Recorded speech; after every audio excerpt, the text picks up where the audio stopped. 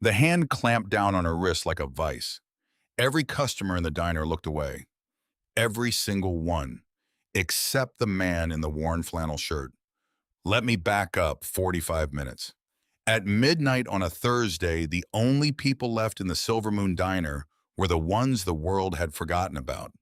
Truck drivers grinding through cross-country halls, nurses decompressing after double shifts, and James Blackwood, 36 years old, 210 pounds of scarred muscle hidden under a faded flannel sitting in the back booth with a $1.50 cup of coffee. He was trying to stretch into a full break. His right shoulder throbbed.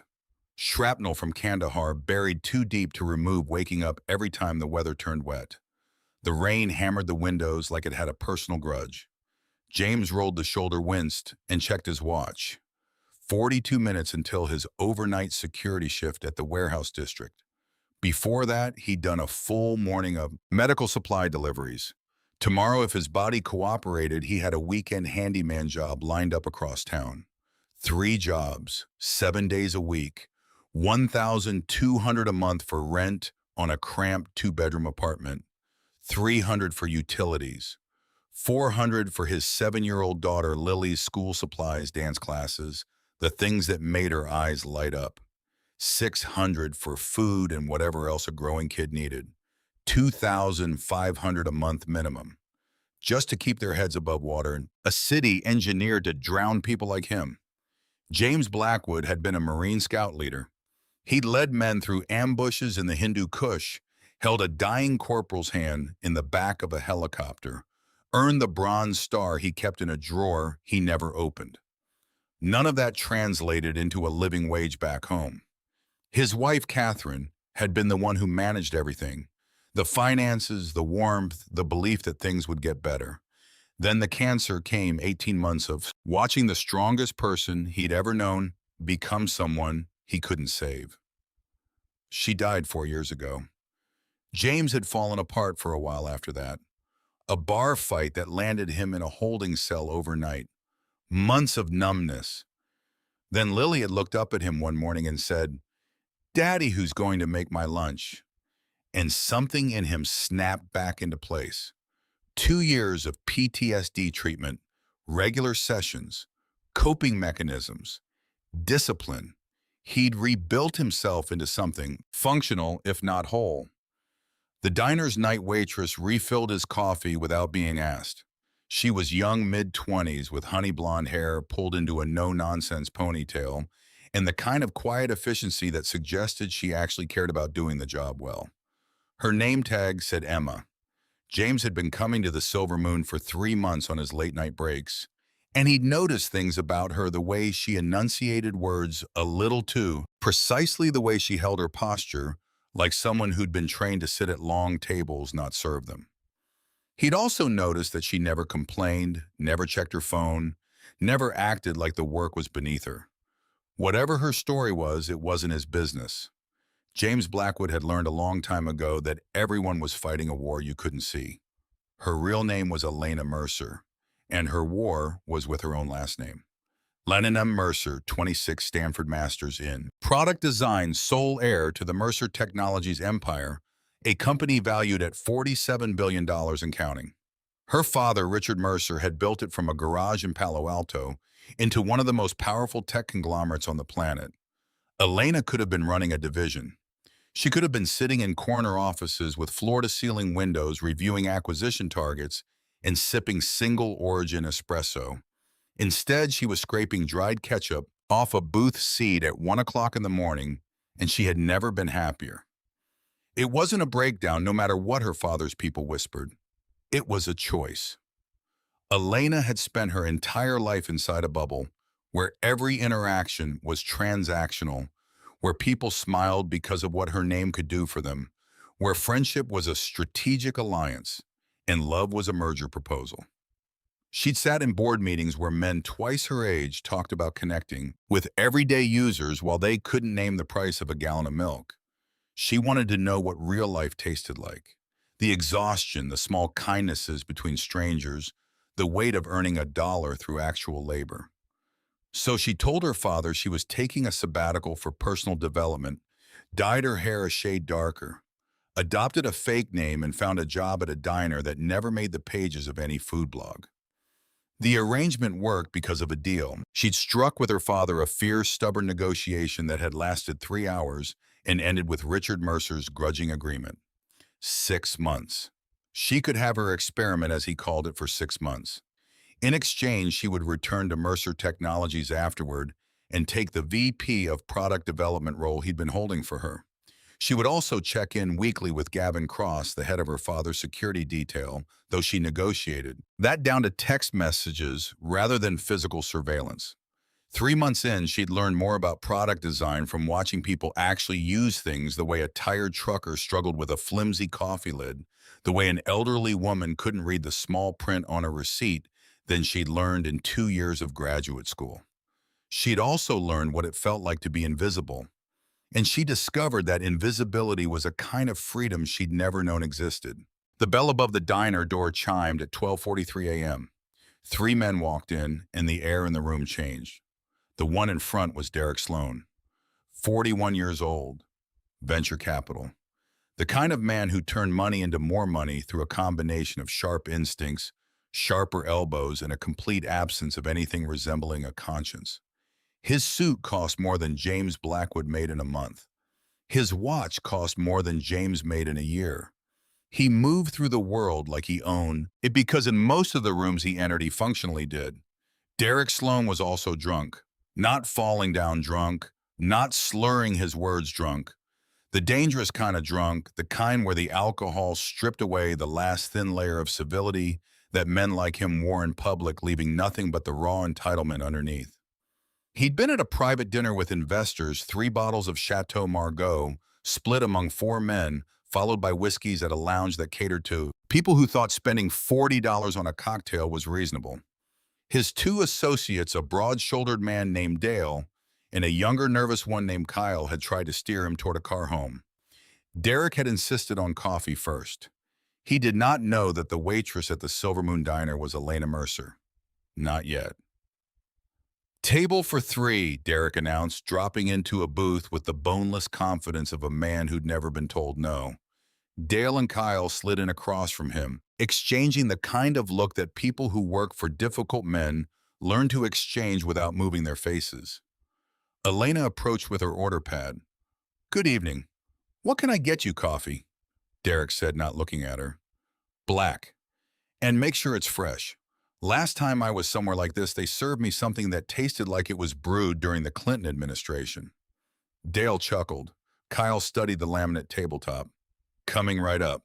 Elena turned to go. That's when Derek's hand shot out and locked around her wrist. The grip was sudden and hard, the kind that left marks. Elena's order pad clattered to the floor. Her eyes went wide, a flash of genuine shock and fear that she couldn't quite mask behind her practiced composure. "Hold on, sweetheart," Derek said, his voice carrying across the silent diner. "What's the rush? Stay and talk. Pretty girl like you working at dump like this, you must be dying for some real conversation." "Sir, please let go of me," Elena said. Her voice was steady, but James, watching from his booth, could hear the thin edge of strain in it. Don't be like that." Derek pulled her closer, his thumb pressing into the inside of her wrist. "I'm just being friendly. Sit down. Have a drink with us. I'm working. Please let go." Second time she'd asked. "Come on. Let go of me." Third time. Her voice harder now. Louder. The trucker in the corner booth turned a page of his newspaper with exaggerated focus. The elderly couple near the window began gathering their coats. The cook in the back turned up the radio. A classic rock song filled the silence like a bandage over a wound. This was how it always worked. Money talked, power grabbed. Everyone else found somewhere else to look. James Blackwood set his coffee cup down. The ceramic made a small, precise sound against the saucer.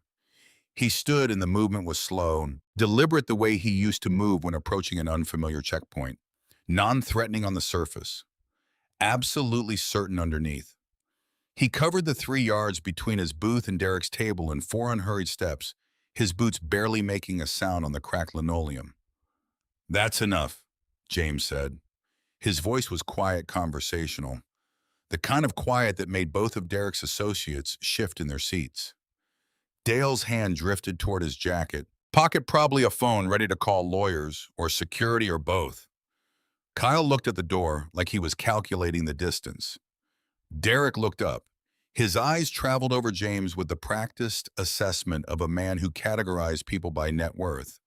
Worn jeans, faded flannel, calloused hands, working boots with the sole starting to separate on the left one. In Derek's mental spreadsheet, James Blackwood didn't even register as a line item. Mind your own business, Hal, Derek said. This doesn't concern you. That's where you're wrong, James replied, his gaze fixed on the place where Derek's fingers pressed into Elena's skin. She asked you 3 times to let go. When a man puts his hands on a woman who doesn't want it, it stops being a private matter. It becomes everyone's concern. He paused. Let the silence do some work. I'm asking you once. Politely. Let her go. The diner held its breath. The refrigerator hummed. Rain hammered the windows. The radio played on some guitar solo that nobody was listening to. Elena looked at James and something complicated moved across her face. Surprise, gratitude, and something deeper than both, a kind of recognition, as if she were seeing proof of something she'd been told didn't exist anymore. In her world, people didn't intervene. They calculated, they weighed exposure against advantage, risk against reward. They hired people to handle things.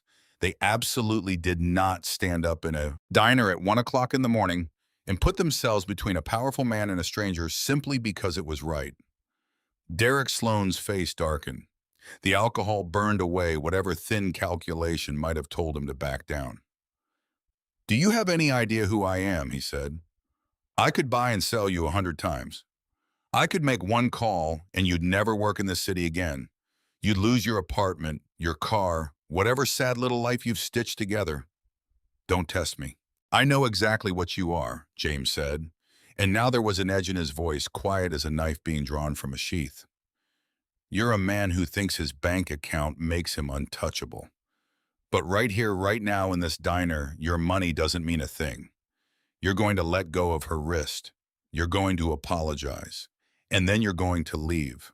Or we're going to have a different kind of Derek made 2 mistakes. The first was looking at James, Blackwood's worn clothes, and seeing weakness. The second was nodding at Dale. Dale started to rise, reaching for James's shoulder with one meaty hand, the kind of gesture that was meant to move a problem out of the way. The movement that followed was so fast and so clean that most people in the diner later said they weren't sure what they'd seen.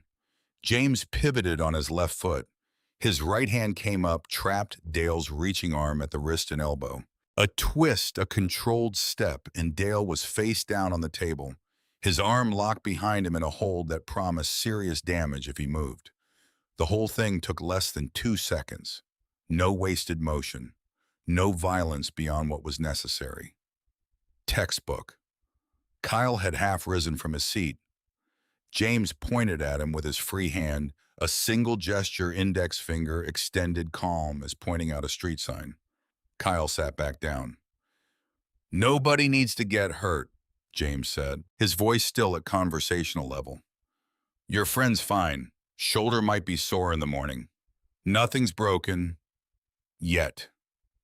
He looked at Derek. Let her go. Derek released Elena's wrist. She stepped back, cradling it against her chest, red marks already blooming on her skin. James held the lock for 1 more second, then released Dale, who stumbled backward, cursing and clutching his shoulder. James returned to his booth, picked up his coffee, and took a sip as if nothing had happened.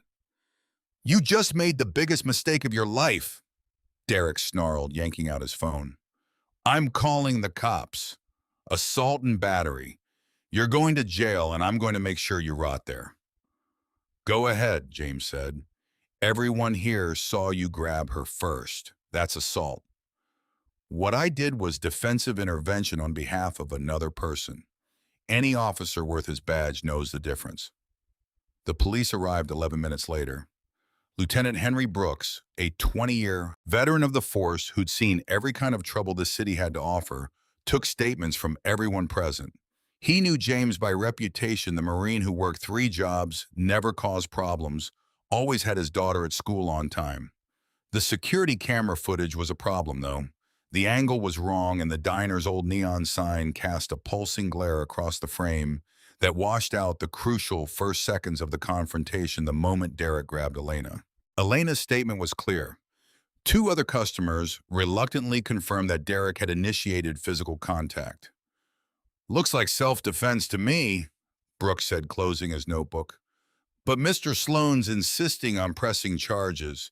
I need you to come to the station, Mr. Blackwood." "I'm sorry," James nodded.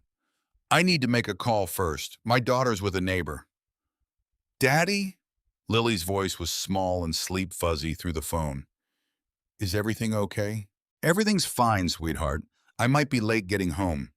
Mrs. Ortega will make you breakfast, okay? Be good for her." A pause.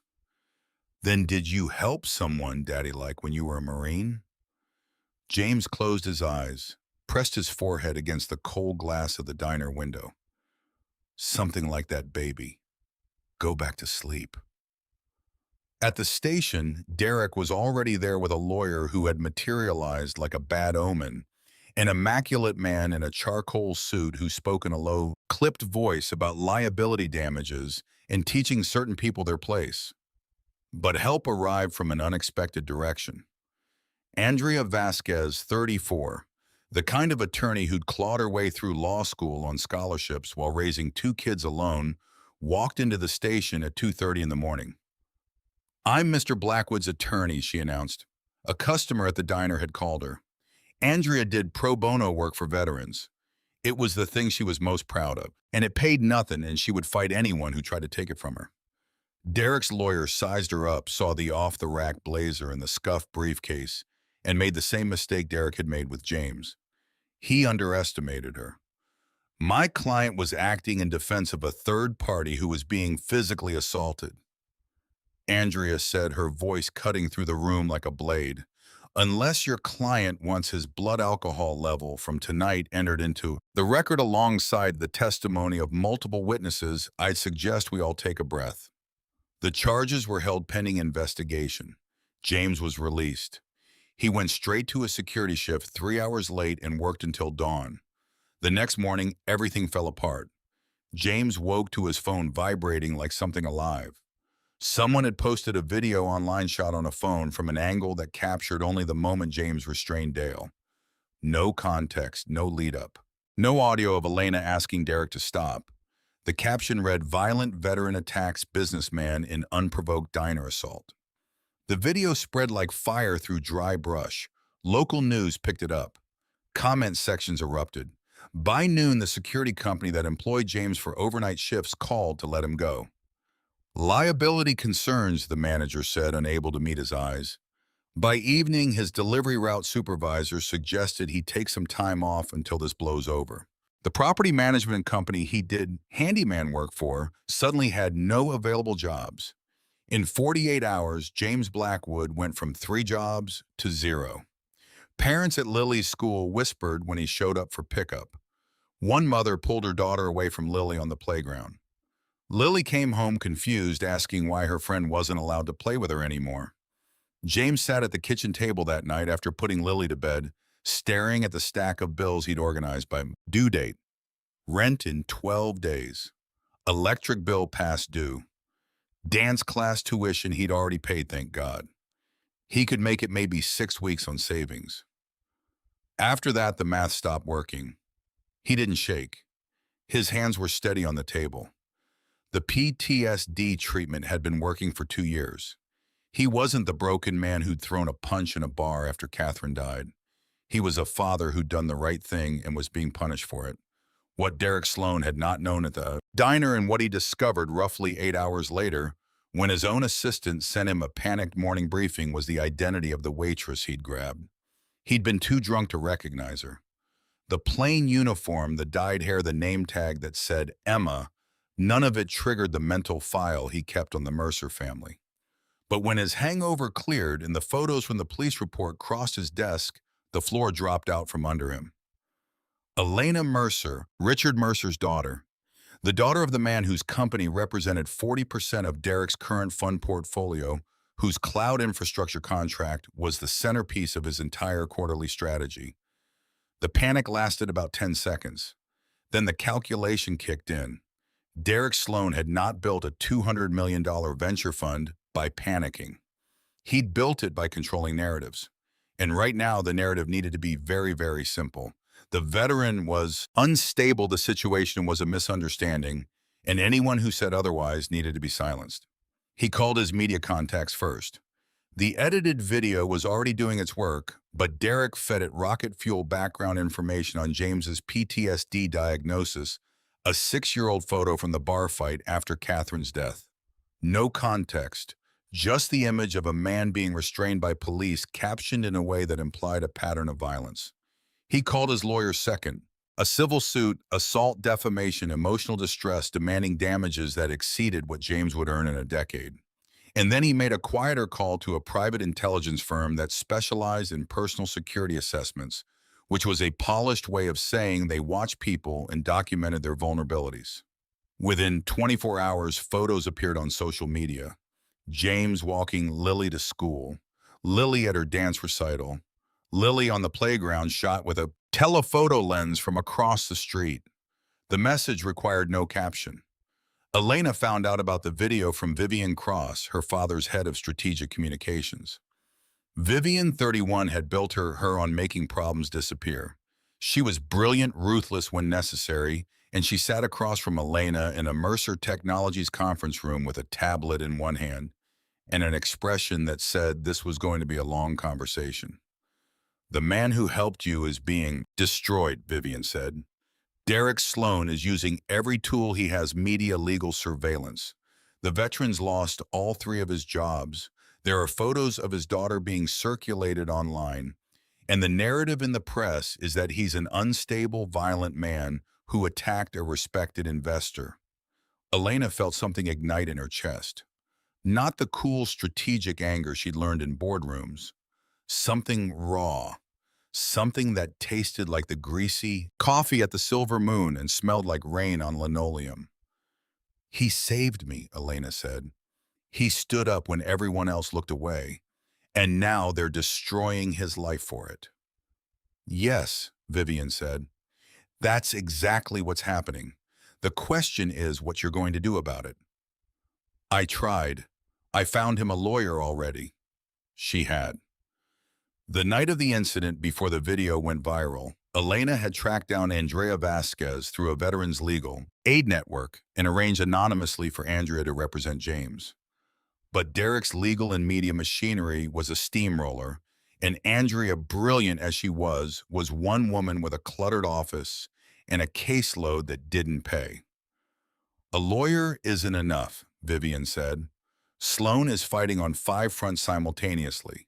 Legal, media, financial, personal intimidation, and—" She hesitated. "He's also moving on the business side. He's positioning himself to lock in the Mercer Cloud infrastructure contract at the quarterly board meeting. He thinks if he controls that leverage, your father will pressure you to stay quiet." "My father doesn't pressure me to do anything." The conference room door opened and Richard Mercer walked in. At 63, Richard Mercer moved with the unhurried confidence of a man who had built an empire from nothing and who had never in 40 years of business encountered a problem that couldn't be solved through sufficient application of intelligence, capital, and will. He looked at his daughter with eyes that held equal parts concern and frustration. "Enough," he said. "This experiment is over. You're coming home. Gavin will handle your security from now on." Gavin Cross, 34, appeared in the doorway behind Richard. Former Army Special Forces, private security for 7 years. He had the kind of physical presence that made crowded rooms feel less crowded, as if people instinctively gave him space without knowing why. He was also Vivian's older brother, though they shared almost nothing in common except a talent for solving problems and an unwillingness to discuss their childhood. "No," Elena said. Richard blinked. He was not a man accustomed to hearing that word. "I'm not running," Elena continued, "and I'm not letting them destroy James Blackwood for protecting me. He didn't know who I was. He didn't help me because I'm your daughter. He helped me because I was a person who needed help. When is the last time anyone in our world did something simply because it was right? He's a stranger, Elena. 3 jobs, barely making rent. How do you know he didn't? He's a Marine veteran who held his dying wife's hand for 18 months and has never missed a parent-teacher conference while working himself to death to give his daughter a good life. Gavin can confirm that because I know you've already had him investigated." She looked at Gavin. Gavin very slightly nodded. Richard Mercer sat down. "So what do you propose?" he asked. "I propose we fight back, but not your way, not with money, with the truth." The days that followed were the worst of James Blackwood's life. The edited video passed 500,000 views. Local news ran segments with titles like "Diner Altercation Raises," questions about veteran mental health resources, which sounded compassionate and was actually devastating. James' PTSD diagnosis was discussed by talking heads who'd never served a day in uniform. The bar fight photo from 6 years ago was presented without the context that he'd been 3 months past his wife's funeral and deep in a grief he hadn't yet learned to navigate. Andrea filed motions and gathered evidence, but the legal system moved at the speed of bureaucracy while Derek's media campaign moved at the speed of the internet. Derek's attorney sent a formal settlement offer, $50,000, and a comprehensive non-disclosure agreement. The NDA would cover the events at the diner, any statements about Derek Sloan, and buried in the fine print, any future claims by any party related to the incident. $50,000. Enough to cover rent for 2 years. Enough to keep Lily in her school. Enough to start a college fund. James looked at the documents for exactly 3 seconds. Then he tore them in half. "Tell Derek Sloan," he said to Andrea, his voice flat and final, "that he can take his money and his NDA and choke on them." Andrea gathered the pieces. "You know what this means. They're going to escalate. They're already photographing my daughter. How much more can they escalate? You'd be surprised." Andrea paused. "James, I need you to understand something. I will fight this with everything I have. But I'm one lawyer with a practice that runs on coffee and spite. They have a machine. Then we better be tougher than the machine." Andrea looked at him for a long moment. Then she nodded. "Okay, then we build our own case. And we start with the fact that Derek Sloan has done this before." She was right. Andrea had been making calls, pulling threads, doing the unglamorous investigative work that wouldn't make anyone's highlight reel. She found Rachel Keene, 29, who'd worked as a bartender at an upscale hotel where Derek was a regular. Rachel had her own story. Hands where they shouldn't have been, propositions that crossed every line, text messages sent after she rejected him that would curdle your stomach. 2 other women came forward privately, willing to provide sworn statements but terrified of going public. "We have a pattern of behavior," Andrea said, spreading documents across her cluttered desk. 3 women, consistent accounts, corroborating evidence. But patterns prove character, not the specific events of that night. We still need hard proof of what happened at the diner. "The security camera footage is useless," Elena said. She'd come to Andrea's office herself, not as the Mercer heiress, but as a witness and a client. "The angle, the neon glare, it doesn't clearly show Derek grabbing me." "Then we need another angle," Andrea said. That other angle came from 2 sources. The first was Marcus Webb, the truck driver who'd been sitting in the corner booth that night hiding behind his newspaper. Marcus had kept quiet because he was a man who'd learned that getting involved in other people's problems rarely ended well for people who looked like him and lived paycheck to paycheck. But his 12-year-old daughter had seen the news coverage. She'd watched the stories calling James Blackwood a violent man. She'd looked at her father and asked why the man who helped the lady was being called a bad person. Marcus couldn't answer her, so he decided to stop being silent. "I saw everything," Marcus said in a recorded statement sitting in Andrea's office with his hands folded on the table, steady as stone. That man Sloan grabbed the waitress hard enough to leave marks. She told him to stop 3 times. 3 times. The veteran gave Sloan every chance to back down before he ever touched anyone. What he did was textbook defensive intervention. I know because I spent 8 years as Shisha military police before I started driving trucks. The second source was something Elena had kept quiet about a prototype she'd been field testing. As part of her product design research, Elena had been wearing a small device clipped to her apron, a Mercer Technologies prototype called the Vox, a wearable audio recorder designed for workplace safety documentation. It was part of a project she'd been developing on her own time, inspired by exactly the kind of situation she'd been observing during her months at the diner. The device recorded continuous audio in a 48-hour loop. It had captured everything. Every word Derek said. Every time Elena asked him to stop. The sound of James's calm voice intervening. The scuffle. All of it in pristine, unedited, time-stamped audio. This changes everything, Andrea said, listening to the playback with her eyes closed. This isn't just evidence for the criminal case. This is evidence of premeditated defamation. They edited the video to remove context that they knew existed. That's not spin, that's fraud. Lieutenant Brooks saw the surveillance photos of Lily and opened an immediate investigation into criminal harassment, stalking, and witness intimidation. The photos had crossed a line that even Derek's lawyers couldn't rationalize.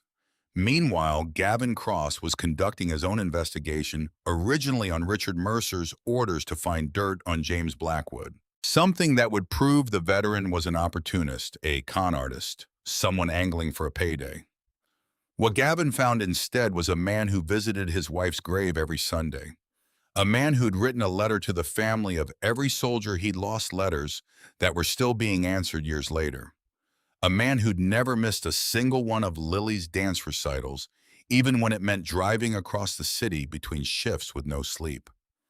Gavin sat across from Richard in the Billionaire's home study, a room that cost more to furnish than James Blackwood would earn in 5 years. "Your daughter is right about him," Gavin said. "Everyone has a price," Richard replied, not looking up from his screens. "Not this one." Sloan offered him $50,000 to sign an NDA. Blackwood tore it up. Sloan's people are photographing his 7-year-old daughter to intimidate him. He hasn't flinched. Gavin paused. "Sir, when is the last time you met someone who couldn't be bought?" Richard Mercer looked up.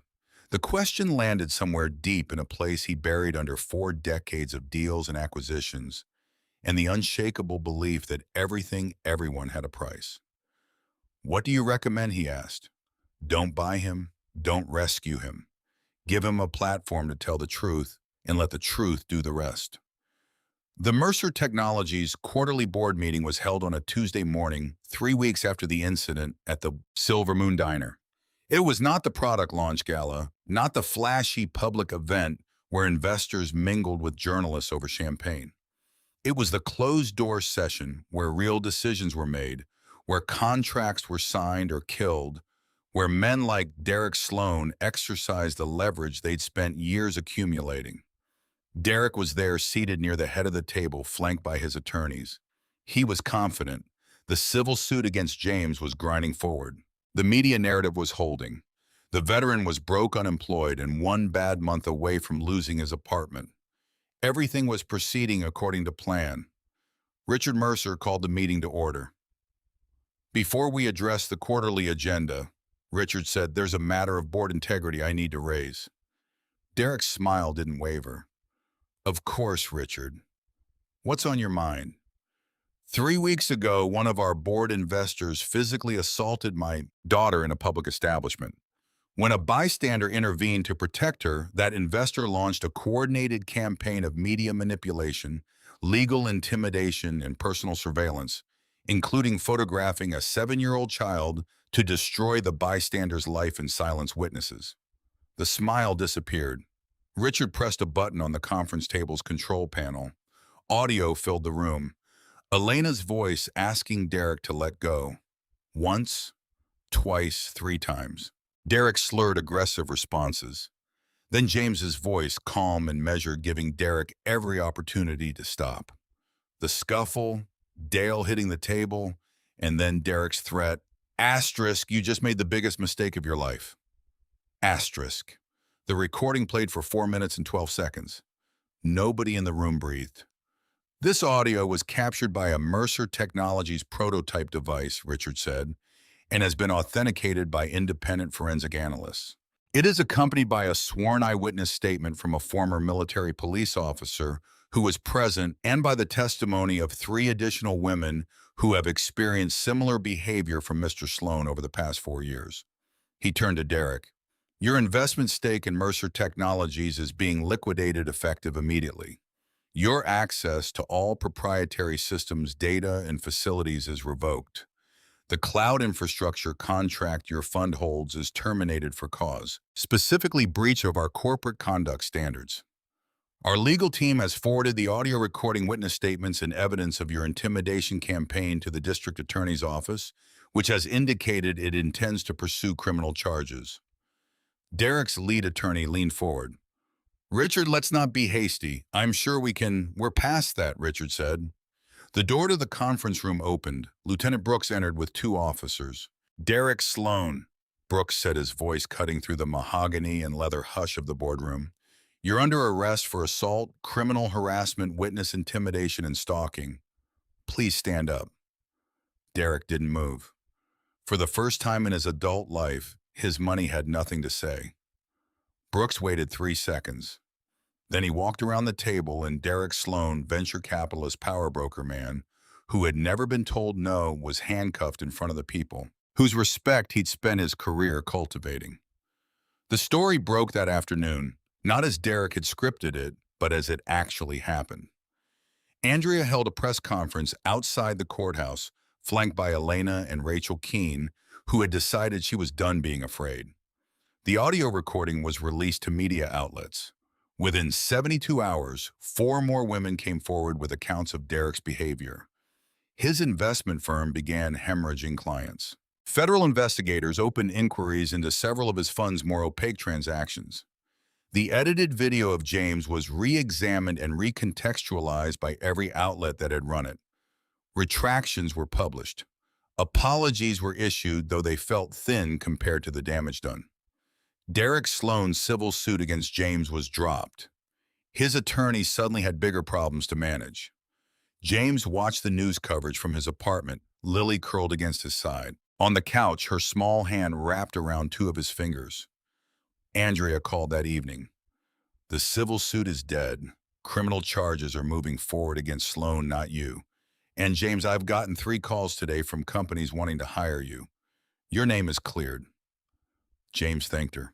He sat in the quiet of his apartment after Lily went to bed, looking at the folded flag on the mantel, the photos of Catherine, the crayon drawings that covered every surface Lily could reach. And he felt something he hadn't felt in a long time. Not victory, not relief exactly. Something closer to the feeling of setting down a weight he'd been carrying for so long, he'd forgotten what his shoulders felt like without it. The knock came the next evening. James opened the door and found Elena Mercer standing in the hallway. She was wearing jeans and a sweater, no makeup, her hair back in the same ponytail she wore at the diner. She held a foil-covered baking dish. I made lasagna, she said. I should warn you, it's the first one I've ever made. My old housekeeper tried to teach me over a video call. It might be terrible. James stepped aside. Come in. She entered the small apartment, took in the military precision of the organization, the flag, the photos, the evidence of a life maintained through sheer discipline. She set the lasagna on the counter next to the stack of bills arranged by due date and the 3-job schedule still taped to the refrigerator. 2 of the 3 jobs crossed out. I owe you an apology, Elena said. I should have told you who I was that first night. I should have used my resources immediately. Instead, I tried to handle it anonymously through channels the way I was raised to handle everything. By the time I realized that wasn't enough, they'd already... She stopped.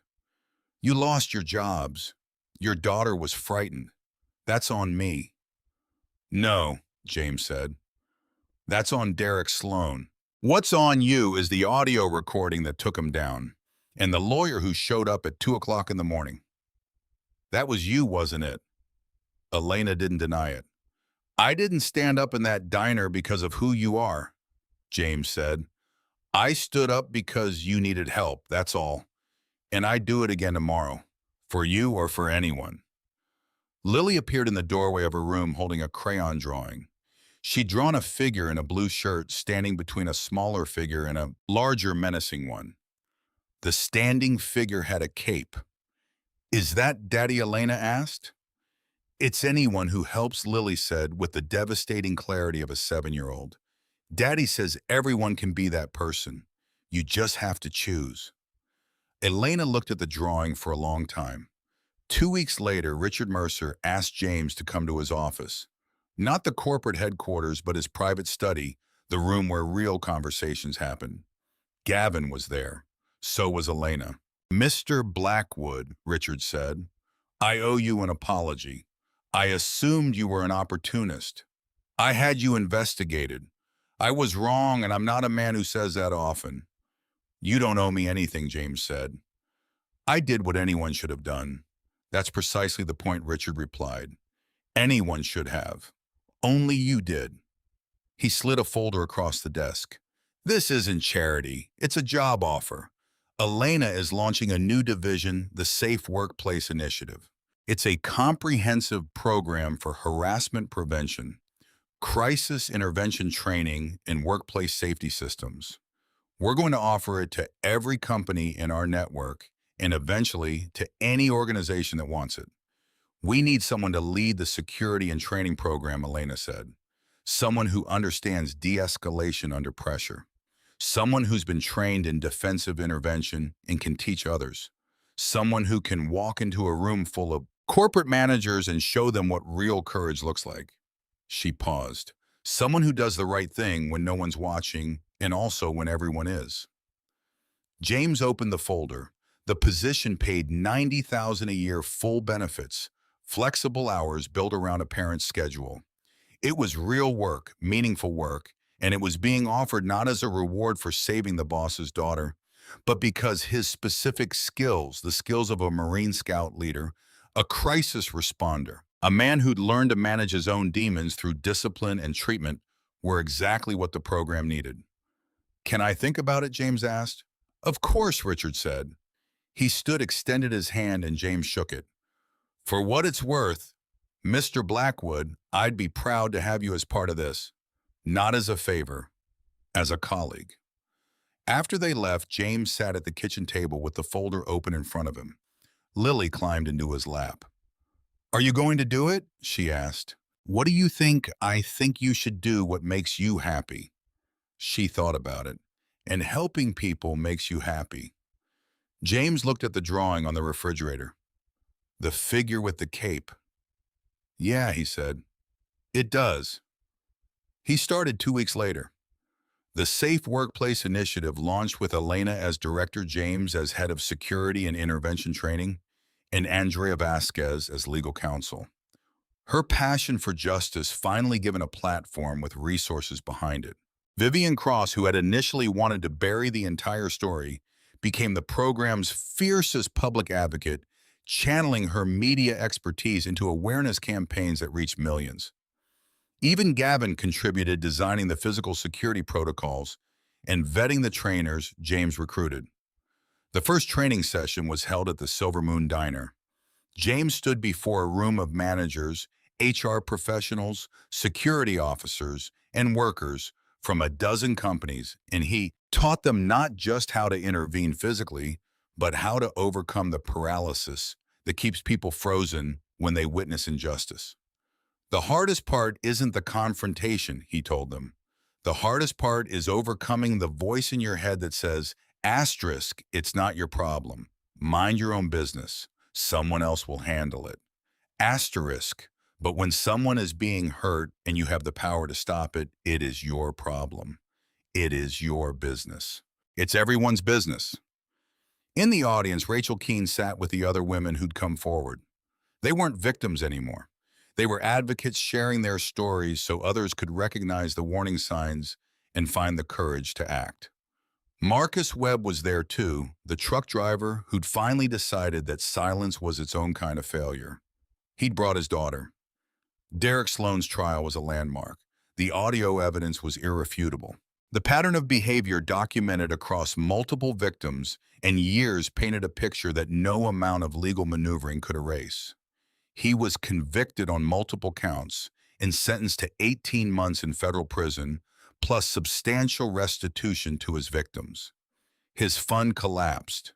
His name became shorthand for the consequences of believing that wealth placed you above accountability. More importantly, his case became the Safe Workplace Initiative's most powerful teaching tool. Not as a story of punishment, but as a story of what happens when good people stop looking away. 6 months after the night at the Silver Moon Diner, James and Elena stood in a park on a Sunday afternoon, watching Lily learn to ride her bike without training wheels. It had become their weekly tradition, these simple hours, that had nothing to do with Mercer Technologies or training programs or the wider world. They were just three people who'd been brought together by an act of cruelty that became the catalyst for something better. Lily wobbled overcorrected, wobbled again. "She asked me something yesterday," Elena said, holding a thermos of coffee that was significantly better than anything the Silver Moon served. "Yeah." She asked if standing up for people runs in families. James watched his daughter, the fierce concentration on her small face, the refusal to put her feet down. "What did you tell her?" Elena took his hand. "I told her it does now." Lily completed her first full lap of the park path. She threw both arms in the air, the bike swerving wildly, and let out a scream of pure triumph. James and Elena cheered. It was a small thing, a child learning to balance, but it was built on the same foundation as everything else. Trust, courage, and the understanding that falling down was just part of learning to stand up. The Silver Moon Diner still serves coffee at all hours of the night. The neon sign still flickers. The linoleum still creaks. But there's something new by the register, a small frame sign that reads, "This establishment does not tolerate harassment of any kind. We stand up for each other here."